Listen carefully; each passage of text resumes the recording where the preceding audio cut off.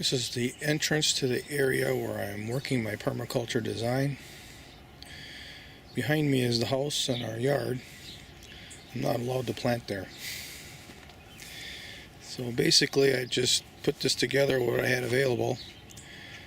I am fortunate to own some land that has cedar growing on it, so these cedar posts all came from the land for nothing, which was helpful. The old fencing, the wooden fences, I bought on Craigslist, and I got everything pretty cheap. Probably the highest cost here is the wire fencing that I install. So we'll start right here. I'm just going to do a tour through the main crop gardens, and that's it. It's going to take too long to do anything else. But I will mention that I got these barrels here, and I'm going to transplant wild rice from my land into these barrels so I can watch it grow here. I got some pond plants growing. I actually stuck some elderberry prunings into this barrel, and they're actually growing roots in that swamp monk. That's interesting. So there must be some type of a sedge here. But this is what I call main crop garden number 1. And there's a mixture of perennials that I'm growing for food, like those bush cherries, and I got Shipnova in there. It's a graft on Aronia. And then there's a bed of peas, and there's onions in there, and celery, and potatoes, and celeriac leeks that I overwintered, and they're going to go to seed. Welsh onions that are going to seed. It's all in one little bed there. Used to be 10 feet, but everything's encroaching on it, so now it's probably about 8 feet. We've got an espaliered pear tree. Below it I'm letting some thistles grow. I don't walk on that path anyway, so I'm letting it happen. Ooh, excuse me. Next bed is, there's a little circle there of carrots. There's a potato in the center of it. There's garlic growing around it, and peas growing around the garlic. Then I'm incubating or nursing some seedling trees. Then that last full bed is a mixture of bush cherries and captiberry gooseberries. And I've also planted some peas and onions and other things in that bed, because the trees haven't taken it over yet. And the last half bed is, I've got a couple experimental fruit trees in there. There's kiwis up here. There's grapes along the back fencing, grapes along the middle fencing, separating garden 1 from garden 2. I put this overhead trellis in, and I'm going to be working the kiwis up over it, and I got some grapes growing in it, so it'll be providing shade for the walkway. This is an access path, is a better way to describe it, and I got it pretty wide here, so because you're going to be coming in and out with wheelbarrows and all that stuff. This is main crop garden number 4. I'm making use of this inside of this fencing by putting these little wicking beds in them. You got little spaces on the bottom. You can see over there it's full of water. This one isn't doing as well. I got 1 shallot to every 2 pine berries, and the pine berries just don't seem to be growing that well. They're setting fruit. This one here has the opposite. I have 2 shallots for every 1 pine berry. Boy, the pine berries are growing good in that setup. So in the garden, on the edge on that side, I have gooseberries and honeyberries. Above it is a plum, espaliered. I just planted potatoes in these circle beds. I haven't been growing a lot of potatoes in the ground, but this year I've got very aggressive on chopping voles, and I think I got almost a dozen of them already just in the last couple of weeks. I'm going to give it a try again. I got an excess of seed potatoes anyway, or plants. Got radishes, Grandma's onions in here. That bucket has water and a banana in it, and it attracts the slugs. The slugs crawl in there and drown in the water. It also attracts flea beetles. There's a pot there with fennel in it. Got to fit in there. There's some tomatoes over here. There's a tomato in all that mess of captivator gooseberry and aronias, and I got other things in there too. There is, you can see the wire cage. There is a tomato growing up in amongst it. The circle bed way there on the end is leeks and peas, and then I've got all kinds of shallots. 2 different kinds of shallots actually, not all kinds. Then I got an experiment with potato onions, and here we got some radishes and onions and shallots and garlic all mixed up. Got some stinging nettles growing in here right now. I got 1 honeyberry on the end, but and I got a plum tree here in the corner, and a grape and a gooseberry, and I'm nursing some white bark pine down there in those little black containers. Along the south fence is apples and plums that are espaliered. Black raspberries growing in the corner. I've got parsnips growing from last year that are going to seed for seed this year. Here's that plum I was talking about. Here's a barrel full of comfrey tea I used to water the plants. It's been raining a lot, so I haven't used too much of it. I left some seeds out here in the rain. They're sprouting. Bean seeds. This is main crop garden number 5. I've got lots of videos on it. I'll just have you go check those videos out. Rick Larson, main crop garden number 5 will get you there. Phil at the farmer's market said he had asparagus that he thought was cross wild with one of his varieties, so I thought I'd try it, but I gotta figure out where to put it. Impulse buy. This is my composting area that I convert to a main crop garden, so we can call it main crop garden number 6 as it's growing food. I got this sucker packed. This is kind of my salsa garden, and this year, and also I grow cherry tomatoes for dehydrating. Along here I've got a row of tomatoes, and I got potatoes planted under them. I'm going to be putting some chicken wire all along this bed and all the pots, and it's going to be 3-foot high chicken wire because these potatoes or vines are going to grow tall. If I don't do that, they're going to spill out over the pathway and I won't be able to walk. So it'll be kind of like corralling them between the 2 fences. Over there to the back is pine berries. This bed here is a combination of onions, peppers, and tomatoes, and I also just seeded it with basil and cilantro.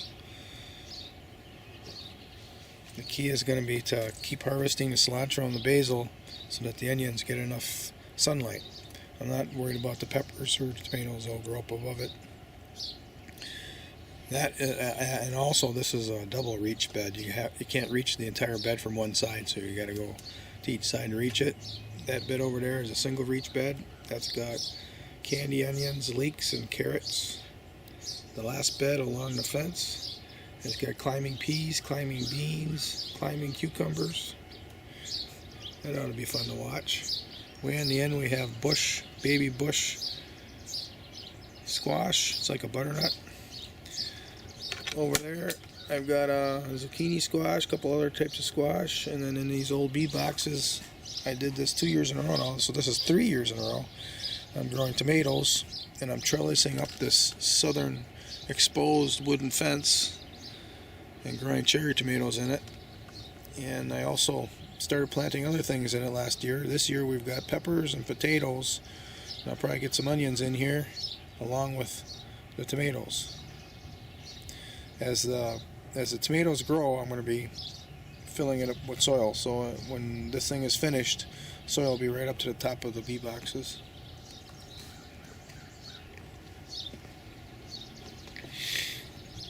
I've got 3 barrels here. This has salsify in it. This one has skirret, and this one has 13 corn seeds. That ought to be fun to watch. It's an old barrel full of, or a barrel full of old aged manure. This is main crop garden number 3, and I haven't worked this as intensely. I normally just throw a bunch of stuff in here, and last year actually I had to do a lot of work outside of the backyard, and I didn't, man, everything kind of went wild. This year I'm managing it a little better. On the end here we have gooseberries, and I'm nursing some thorny blackberries, and also nursing some black currants, and then there's a red jostaberry in here that I tip layered for eventual transplant. This bed here is primarily skirret, but I have a pepper, there's elephant garlic in here, got a couple of kohlrabis in here, a couple of celeriacs in there, some celery in here, all mixed up to see how it does with the skirret. Probably going to get shaded out, but we're going to find out.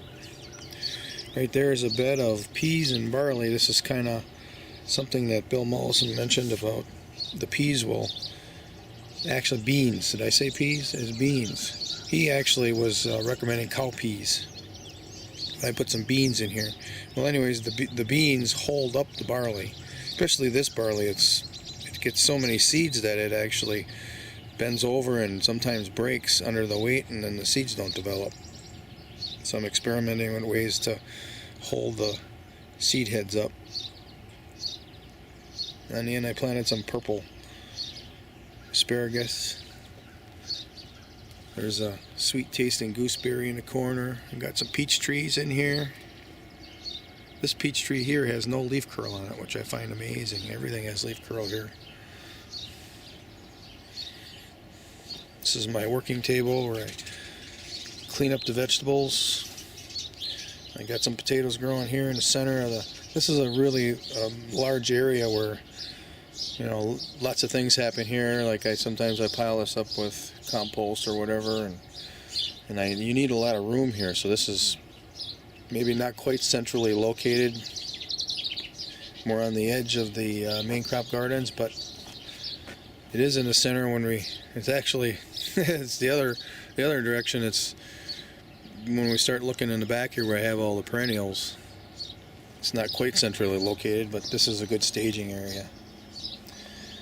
I planted some American persimmon seeds in here. I knocked that knife down when I walked through before. That's where I normally hold it, right there. I got a holder here for my tools that I use. This is my compost sifter. I tear it apart. Well, actually it's not tearing it apart. I just take one leg off, and then it able to store in a single dimension like that. This is main crop garden number 2. This is the last stop. This one here, we really got shaded last couple of years because of the blackberries I let grow. Well, the blackberries died out again this winter because of the cold. I think there's a pest that lays an egg in the stem too, so I got to figure that out. But I had a big one right here. I transplanted it to back of the garden. This is its daughter, but thinking about transplanting her out too. I think I'll go one more year with that one, and that's going to be gone. A little more light in here. And I let this elderberry go crazy last year and cast a lot of shade. Even these two here now are starting to hang down with the weight of the leaves, so I'm probably going to clip those off. But these trellises are for growing climbing beans. I think this is the 3rd year in a row. That helps because all the shade, the beans can get up, work their way up to the sunlight. And I also planted some kohlrabi in with them this year. There's a couple skirret in there. I'm nursing some pawpaws in here. There's a leaf in here somewhere. Right there. Right there. Put 25 pawpaws in there, and it looks like there's only 5 or so that have leafed out so far. Then I got kiwis growing out of this garden, and in the back there's a bed of Jerusalem artichokes. There's a pear tree, cornelian cherry in here. Over on that side is a meter male kiwi. There's grapes in the middle fence. There's an elderberry that came up on its own, so I'm nursing it. I'm going to transplant that north.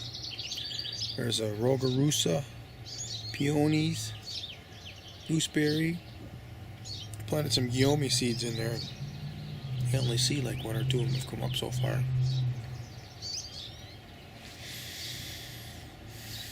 It looks like I got a stinging nettle coming up there. Well, this is something new too. I haven't done this before. I got voles here, and I've always had problems when I'm eating the potatoes. And I've got an excess of seed potato this year. So I went ahead and built this cage right along the pathway. And I planted potatoes in there. So that cage should keep them out. I also have a vole trap right here. There's a little entrance going into the bottom. And I haven't caught any voles. I'm positive if a vole comes visiting, I'm going to catch it in that trap. So I got two different types of potatoes in here. You can see one of them is growing very wildly already, and the other one is slow. The slow one is purple Peruvian. They're always slow.